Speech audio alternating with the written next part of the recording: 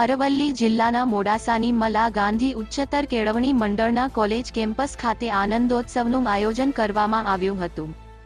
College campus ભામાશા hall ખાતે યોજાયેલા આ કાર્યક્રમમાં કવિ અને લેખક એવા ડોક્ટર રઈસ મણિયાર, રાજ્ય પરીક્ષા બોર્ડના સચિવ સમીર પટેલ વિશેષ ઉપસ્થિત રહ્યા હતા. આ પ્રસંગે માજૂમ પુસ્તકનું વિમોચન કરવામાં આવ્યું હતું.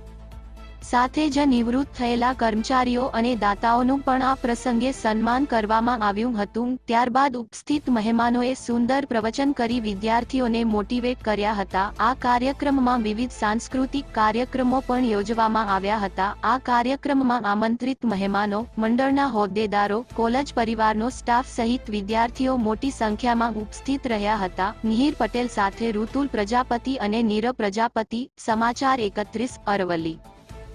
હું ડૉક્ટર રઈસ મણિયાર આજે મોડાસા નગરીની મુલાકાતે આવ્યો છું.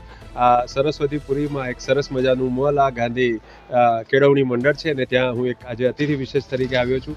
અહીંયાનું એક મુખપત્ર માજૂમ નામે પ્રગટ થાય છે, એનું આજે વિમોચન થયું અને વિદ્યાર્થીઓ માટે મોટિવેશનની વાત કરવાનો છું.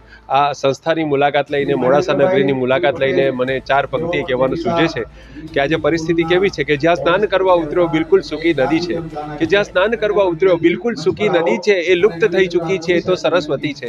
કે જ્યાં સ્નાન કરવા ઉતર્યો બિલકુલ સૂકી નદી છે એ લુપ્ત થઈ ચૂકી છે, એ તો સરસ્વતી છે.